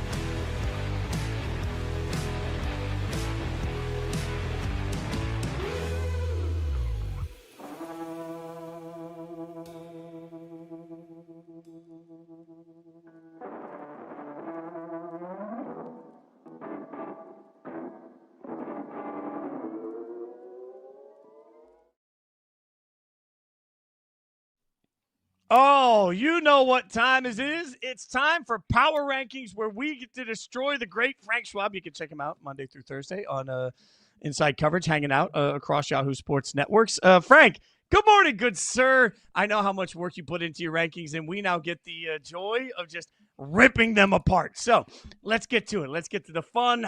Frank, how are we feeling? You feel good, buddy? I feel good, and I hate to credit you with anything, Fitz, but you That's had fair. you had a say in this week's power rankings. One of your questions last week led to a very major change because I realized when I couldn't really give you a great answer, I was wrong. I made a mistake, and it starts at the top. Oh, does that mean let's pull up the top because I think That's it's number one. good little tease. Oh, up Ooh. 7 spots. The Kansas City Time is a Chiefs. flat circle. Oh, all the way up to number one. Frank, this is our big reaction. We pulled up the Chiefs because you just finally admitted that they're too good to stop. Very true. Yes, and then they played the Raiders. Oh my goodness, I can't even. I usually wish I was with you anytime, Fitz. I love hanging out with you. I'm glad I was not with you on Sunday. That would have been, boy. I don't. There's not enough consoling in the world for how the Raiders got beat on Sunday. But what I think it really showed was, yes, the Chiefs are the one team in a circle of trust right now. The one team where if you're like, look, give me one team you think's going to Super Bowl. You can only give me one. Who wouldn't say the Chiefs at this point? They just look like a different team with Worthy back, with Rice back. Mahomes is playing on another level. I said this on Inside Coverage yesterday that while realizing exactly the seriousness of which I say this might be the best Patrick Mahomes has ever played. And I know there's been MVPs and greatest seasons ever, but he just is so dialed in with a team that doesn't have Tyreek Hill, doesn't have a prime Travis Kelce. He's just playing so well. And, you asked me last week, like, why were the Chiefs down at 8? I didn't have a great reason other than a record, and I never do power rankings by record. I do it based on, hey, I think these are the best teams, and records sometimes don't reflect that. The Chiefs' 4-3 record does not reflect that. This is the best team in football right now. To that point, Frank, walk me through how you then rank 2 through 4. Like, how do you differentiate what we've seen from the Lions, Colts, and Eagles? It's very tough. I have so much respect for what the Lions do especially when they're at their top gear. I don't know what happened. You can't ignore that. Two of their games are double-digit losses, right? Like that. It's tough to just gloss over that. But it was at the Packers who were just really, really hot that day. It was at the Chiefs when they didn't have either starting cornerback. Okay, you lost to my number one team on the road. There's nothing wrong with that. And you see it from the Lions defensively last night. They look great. Offensively, when they're humming, they're as good as anybody. I really respect the Lions. I like what they do. And then the Colts, I'm just a hater. I'm sorry. I realize the Colts probably should be number one. They easily, why aren't they at least number 2? I get that. They just destroyed the Chargers on Sunday. All they keep doing is looking like one of the best teams of football, but I'm still so hesitant on getting them any higher. And then the Eagles, if we're being honest, if we're doing like everybody was saying the sky's falling with the Eagles, the sky's falling with the Eagles. They're a 5-2 team with the best record or best roster in football, right? Like this, we know the Eagles are going to be there at the end of the day. And I was really impressed with what they did to the Vikings. Passing game came around. I thought the defense played really well. So that's kind of the thought process through all of those. Like, I usually say, I usually do it at the tiebreaker anyway. If team A and team B played on a neutral field, who would I pick? I'd pick the Eagles over the Colts, but I think the Colts at least deserve the spot they're in right now. To the point about the Colts, I have somebody that reaches out to me every single week on Twitter after the Colts continue to win and is like, you believe in them yet? Right. You believe in them yet? You ready to apologize to Daniel Jones yet? And I'm like, I just can't do it. That club is getting small. No, that club is getting smaller, Caroline. It might just be me and you who are waiting to give the Colts all their flowers. That's a good party, though. I will hang out in the party with you. Happy to be here with you. Yeah. Yeah. Wow. Let's move on to 5 through 8. Buffalo Bills at 5. The Packers at 6. Frank, the Denver Broncos were down 19-0. It took a 33-point fourth quarter from the Broncos to beat the Giants at home on Demaryius Thomas Day. What are the Broncos doing at number 7? The Broncos are getting to be one of those teams that is the toughest for me to rank because I look at them two ways. And I think, again, talked about this on Inside Coverage last night. Both of these things are absolutely true. If the Broncos don't have a leverage penalty at the Colts team that everybody loves, they beat the Colts on the road. They lost at the Chargers with no time left on the clock. You could easily tell yourself a story where the Broncos are 7-0 right now with the best defense in football. Very easy, right? But also, they're a team that needed a miracle to beat the Giants, had to rally in the fourth quarter to beat the Eagles. Probably would have lost in London had they been playing anybody other than the Jets. Had they been playing a real NFL team, they probably would have lost that game. So I don't know what to do with the Broncos. I know I want to be high on them because I do think this Broncos team is going to come around. Sean Payton's too good of a coach to have a bad offense all year. And that offense has been bad. Awesome in the fourth quarter. Maybe they use that as a springboard. I don't know. But I think this Broncos team is going to get on a roll. So I wanted to be high on them. I wanted to stay high on them. I did Denver radio this week. Obviously, I'm based in Colorado. Denver radio informed me that last week I was the highest of any power ranker on the Broncos. I'm like, oh, maybe I need to pull that back a little bit. And you know what? Trailing 19-zip at home in the fourth quarter against the Giants, you didn't play a great game. You got a great win, a fun win, but you didn't play a great game. So I had to knock them down a little bit, but I still think I believe in this team. I think they're going to be better than the consensus has them. Because we see the name Seattle at 8. We haven't seen, I don't know, the Rams yet. Sneak peek, we might get to them in a minute. You really think the Seahawks are the 8th best? Like, you're betting your money on a neutral field for Seattle over teams like, I don't know, the Rams? Yep, absolutely. They're a flag plant team for me this season. I believe in the Seahawks. I think the Seahawks are the underrated team of the NFL right now. I think Sam Darnold's playing at a high level. Like, he made a couple really dumb mistakes. And goodness, never run that Cooper Kupp pass again, Seattle. Never. Put that in the far reaches of the playbook. Just tear that page out of the playbook. Leave it out. Like, I don't want to see Cooper Kupp throwing any more passes. They really just struggled to put away the Texans yesterday, but still beat a team with a really good defense. The Seattle's defense is really, really good. Yes, Seattle's one of those teams I'm happy to be higher on than everybody else. I purposely put them higher than they probably quote unquote should be. Because yes, I believe in the Seattle team. I think if I'm being honest, if I'm doing like an honest power rankings where nothing matters, nobody's going to see it, I probably have the Seahawks higher than 8. I think they're better than the 8th best team in football. All right, well, let's call up the next grouping so we can get to those Rams because they got to be in here. 9 through 12. At 9, you have the Tampa Bay Buccaneers, your biggest faller, down 8 spots. Woo! The Patriots at 10, Rams at 11. Rams. Okay, so how much of this for the Bucs is based on what we saw last night, based on who they're going to be moving forward? Like, where's the line on that? Yeah, and it's tough because you lose to the Lions. Oh, well. Like, the Lions are a really, really good football team, right? But the Mike Evans injury is bad. And now you look back and you do say, okay, the Buccaneers couldn't live off of these 2-point wins every week, right? Like, that's just unless you're the 2024 Chiefs, that's not going to happen week after week after week. So I did knock them far back. A lot of that was the Evans injury. And a lot of that was just looking back and saying, yeah, this team was lucky to be only one loss going into last week. I could have knocked them down even further. The Rams are the one team. The Rams are the one team that I looked at and said, they're better than the 11th team. I know that. But who above them do I really want to put them ahead of? Like, I don't want to knock down the Patriots. I think the Patriots are legit. I think the Patriots, whatever the heck happened in week 1, Fitz, I have no idea. That's our weird outlier result from week 1. We get one every year. This year, it was the Raiders beating the Patriots. Since then, the Patriots are on a roll. They've won at the Bills. They've done everything you need to do to show you're a playoff team. Drake May looks like he might be an MVP candidate if they win that division. And might they win that division? They really might. Like the Patriots. So I didn't want to be low on the Patriots. The Rams got stuck. I realized the Rams are better than 11. They should be higher. I just didn't want to move anybody in my top 10 out of the top 10. Well, but what about let me push back to one thing here, Frank, because part of what you're talking about with Tampa Bay is what the future looks like, right? Moving forward. Right. San Francisco's 5-2, and they've had like basically the 3 of us playing on that. They've been so decimated. Like, how is San Francisco not higher considering the fact that this is the JV version of the 49ers? It's 5-2. I do get that. I have more faith in the Buccaneers offense overcoming the Mike Evans injury than I do of the 49ers getting over Fred Warner and Nick Bosa injuries. And I get they look great on Sunday night. Falcons' inconsistency, I think, played a lot in that. We'll see. We'll see on the 49ers defense going forward. I'm still skeptical that they can overcome these injuries.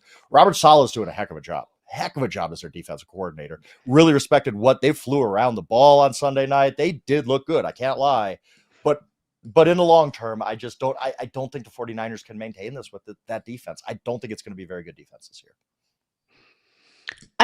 We'll continue to get into the injury of it all because I think it is fascinating projecting looking forward versus what we have seen legitimately on the field. But let's look at your next group of rankings, 13 through 16, starting with the Chargers, the Bears, the Cowboys, and the Atlanta Falcons. Okay.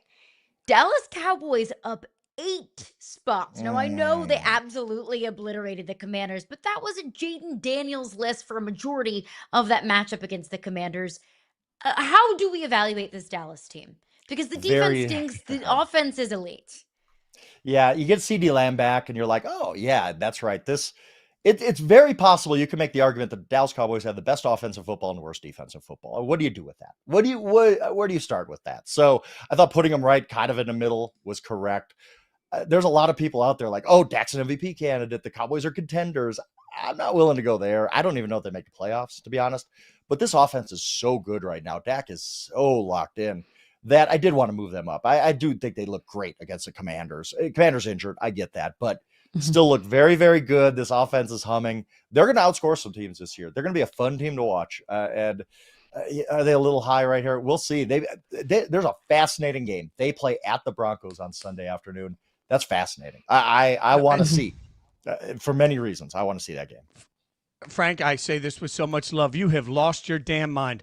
And not because – and both of you have. Not because the Cowboys moved up 8. The Cowboys didn't move up far enough. The Cowboys are going to beat the Broncos this weekend, and it won't be close. No, I will gladly bet you a steak dinner of your choosing at the Super Bowl this year, because I'm sure we'll both be there for Yahoo. Steak dinner on the loser. The Cowboys are going to thump this Broncos team that is not worth a damn. They're just finding some cheesy way to win. And the Cowboys were sitting there finding some reason to discount it. That offense is too good. You want to tell me on a 2 weeks ago they lost to the Panthers. Come on. You're telling telling me reason to discount it, Fitz. On. The reason to discount it is their defense is trash. The defense is trash. Absolute trash. The Chargers don't have an offensive line. Like, the Chargers at this point might as well just put their center on and play flag football. Everybody's injured. You think the Chargers could hold back this Cowboys? No, the Cowboys defense may suck. I'll give you that. But they're going to not only thanks. They're going to win big this. They're going to win big this weekend. And by the way, the Panthers are 4-3. Stop the Panthers disrespect. The Panthers are. We'll get to the Panthers. I looked at that Panthers team and that record and said, no, you ain't moving up. Yeah, not to the front of the line yet, guys. Stay back. Look, I hate everything. You're on about this Cowboys so bandwagon, really? I'm on this Cowboys bandwagon hard. This Cowboys offense wins. This. Defense wins championship. Offense wins games. They're going to the playoffs. Before we move on to the next one, you bring up the Panthers. We're discounting the Panthers and just sloughing off the Panthers as like, yeah, that's cute. Get back in line. Okay, the Patriots have beaten the Saints, the Titans, like bad teams. Why are we and who else? 2 weeks ago doing the same thing? And the Panthers. Caroline, look, the 2 Panthers weeks ago, we're just going to you can't. We're not yada-ing the Bills win. We're not doing that. They won at Buffalo. But the Panthers have beaten up on bad teams too. Look, yes, the Patriots have beaten the Bills at Buffalo, and we will give them credit for that. But we talked about the Patriots in last grouping. We haven't seen the Panthers yet. How big of a gap is it really between the Patriots and the Panthers based off of the teams that they've beaten? Yeah, I think it's massive, and I think the Bills win validated everything the Patriots have done. And I look at Drake May, and I think we've all looked at Drake May and been like, oh, we have a superstar in the NFL now. He is ascending. He is, somebody asked me this week, like, where would you put Drake May among NFL quarterbacks? And I haven't done kind of the Rolodex. I haven't really ranked quarterbacks in my mind lately, but just passing, I thought I can't get him lower than number 8. I don't think there's 8 quarterbacks in the league better than Drake May. Whereas Bryce Young, I don't know. It's like they're just, the Panthers are fine. They're fine. They're good for them for being 4-3. I do not believe in that Panthers team. I do not believe in that Panthers team at all. Wow. Of all the teams that I thought we'd be arguing about, I'm supporting a terrible, terrible defense. Like, this is where we are. Let's pull up the next grouping here. 17 through 20. We've got the Pittsburgh Steelers. By the way, Carolina Panthers still not represented. Pittsburgh Steelers at 17. The Baltimore Ravens, the 1-5 Baltimore Ravens, moved up 3 spots. They moved up 3 spots. The Jags and then the Commanders.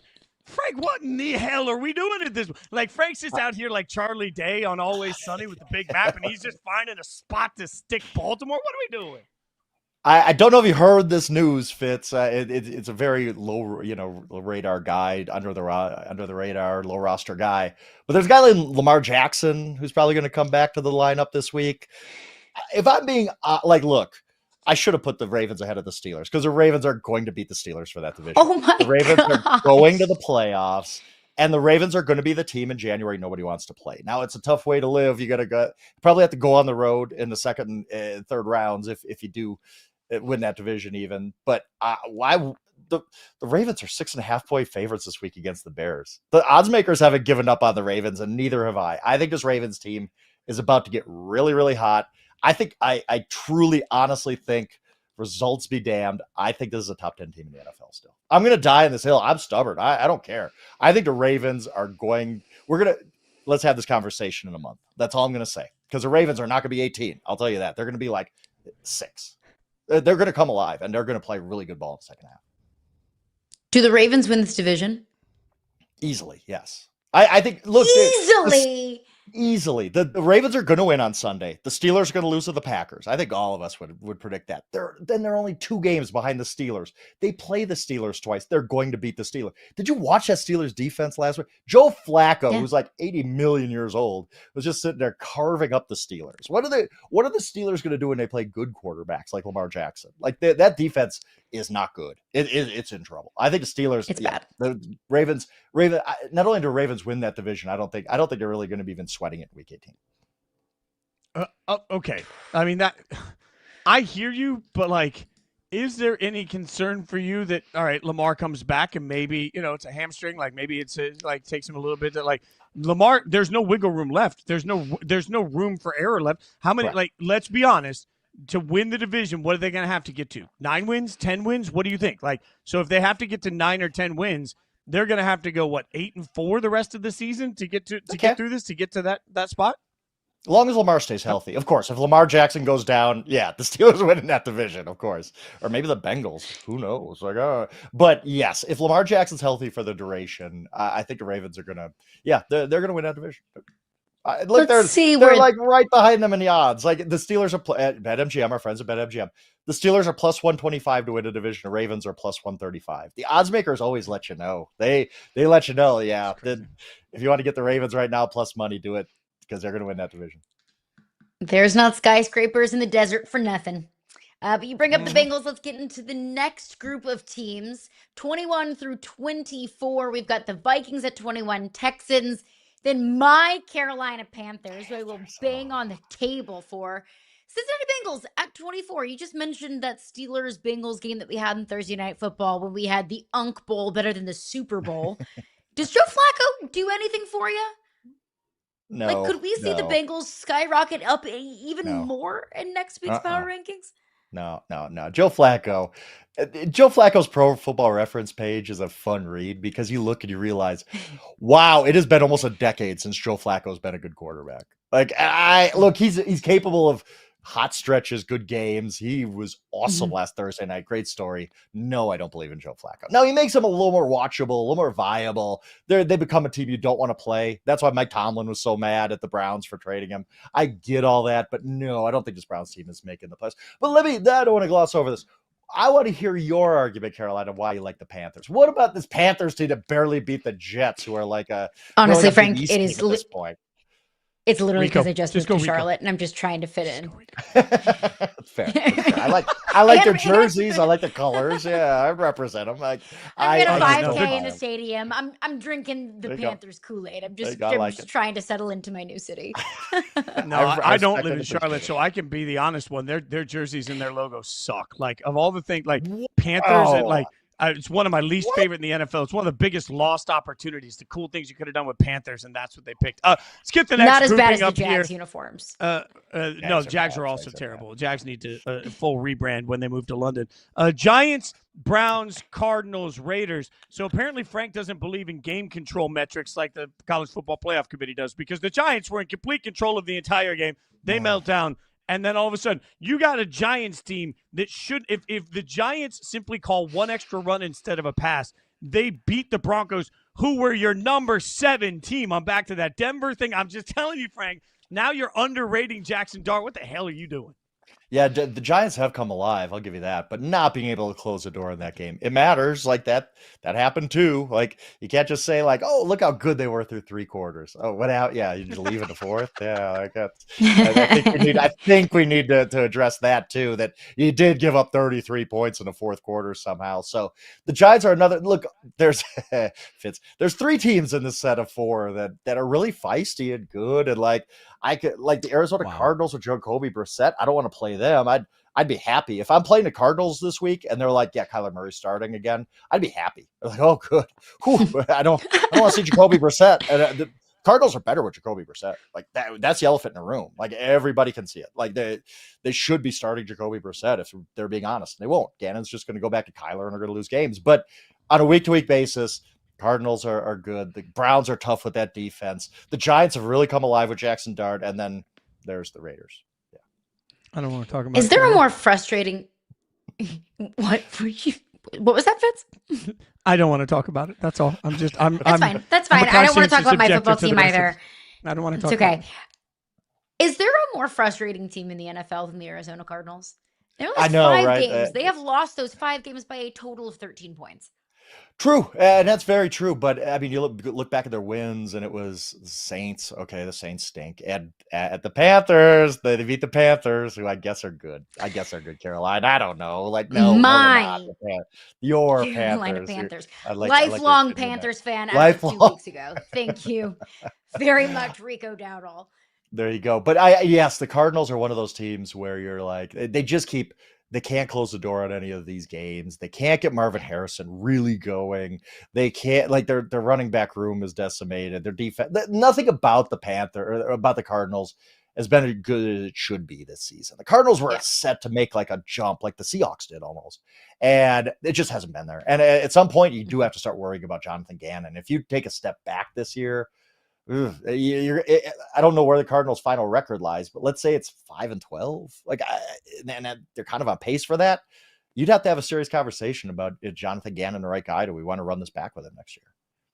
All right, so then let's bring it home. At the bottom of your list. Yeah, let's bring the bottom of the list. Saints, Dolphins, Titans, Jets. Speaking of needing to have a tough conversation, I mean, if the Jets go winless, should Aaron Glenn come back?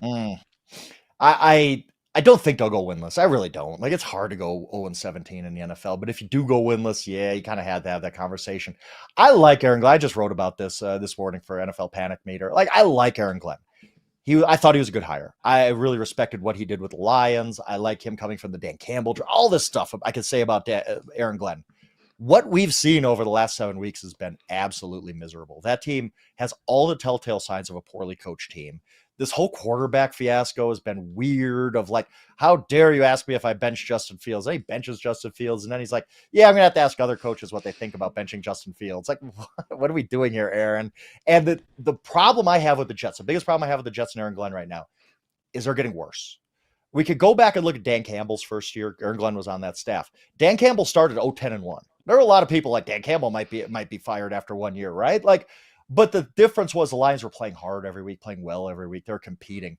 Every time I see the Jets this season, they're worse than the week before. It's amazing. It's astonishing. Like, how could you get worse than last week? Oh, you just did. Like, I don't know when the Jets win a game. They will. I think they will. I just don't. And here's the thing too about Aaron Glenn. We've seen the last 2 teams that drafted a quarterback number 1 overall. And right now, Jets have the worst record in football, and that might not change. You draft a quarterback first overall, but you don't change the coach. And then you regret it like a month into the season. The Jets have to be cognizant of that. They have to say, look, we need to be sure that Aaron Glenn is our guy going forward because we don't want to stick a number 1 pick quarterback with a lame duck coach who's just going to get fired halfway through the season, as happened with the Titans, as happened with the Bears. And I don't know that I can answer that yes with Aaron Glenn right now. Before I let you go, Frank. Oh, go ahead. Go ahead, Caroline. Quickly before I let you go, Dolphins, are they making a change anywhere? I look around at that franchise, and I'm talking about the ownership box, the front office, the coaching staff, the roster. I count maybe like 6 or 7 guys who should be there in 2026. Like literally hit the reset button, blow everything up, get rid of everybody, because that is a losing franchise. That is a absolutely positively miserable franchise. The same franchise that's 1-5, and they're like, how dare Tua say that guys need to be working harder? How dare he? He called us out publicly. Well, you should be called out publicly. You stink. You're terrible. You look like you quit against the Browns. But how dare anybody publicly criticize the Dolphins' effort, right? Like, so it's the same franchise that ran off Vic Fangio because he coached them too hard. He goes on to win a Super Bowl. It's a soft organization. It's a bad organization. I was stunned that Mike McDaniel wasn't fired. I was on Monday. And I was stunned that Tua Tagovailoa is going to be their quarterback this week. Honestly, he isn't playing at that level. Get rid of everybody. The Dolphins stink. They are terrible. We could spend hours with Frank trying to figure out how to fix about, I don't know, a dozen teams in the NFL that all live in the sea of suck. Watch him on Inside Coverage. Check out the power rankings and all of his great writing at Yahoo Sports. Frank, thanks for the time this morning, buddy. Happy Tuesday. Happy Taco Thank you, Tuesday. Frank. Go get yourself a breakfast taco. Oh, that sounds good. I appreciate y'all. Yeah, look at that. Frank doing Thank God's you, work. Frank. Always appreciate you. And coming on every week, even though all we do is trash his rankings. Number 1, Kansas City. Number 32, the Jets. No surprise, top riser. Didn't rise far enough, if you ask me. The Dallas Cowboys, top faller because he overreacted. The Tampa Bay Buccaneers. Carolina, I think that was a pretty good ranking overall from Frank. But we're really busting his you-know-what over the, number 14, 15, 16s on this. But, that's part of the fun. That's part of the fun. And how wild is it that we live in a world in the NFL where the Chiefs are the best team in the league and the Jets are the worst? Isn't that crazy? Nobody saw that one coming. It is kind of wild how we'll go through, the course of several weeks and we think, okay, this team is broken. This team is fixed. Wild upsets and crazy wins and losses here and there. And then we end up in a world where everything's the same. Time's a flat I just circle. want to do it. I want to do a time capsule where we print out Frank's power rankings and we open up the time capsule in 5 years, only to discover that the Kansas City Chiefs are number 1 and the Jets are number 32. Like some things are just, Yep. but yeah, the NFL is all about parity. Sure, that's what they're going to tell you every single Some week. things Here's just what I know. don't change. Yeah, no, but that's part of the joy. And yet we still line up. We are, as a collective society, we are all Charlie Brown running up, and the football gets moved at the last second, which raises the question when he tries to kick the football why he hurts himself, because it's not really that much action. We'll be back tomorrow morning, 9 a.m. right here. She's Caroline Fenton. I'm Jason Fitz. Have a great day. Thanks so much for watching Yahoo Sports Daily.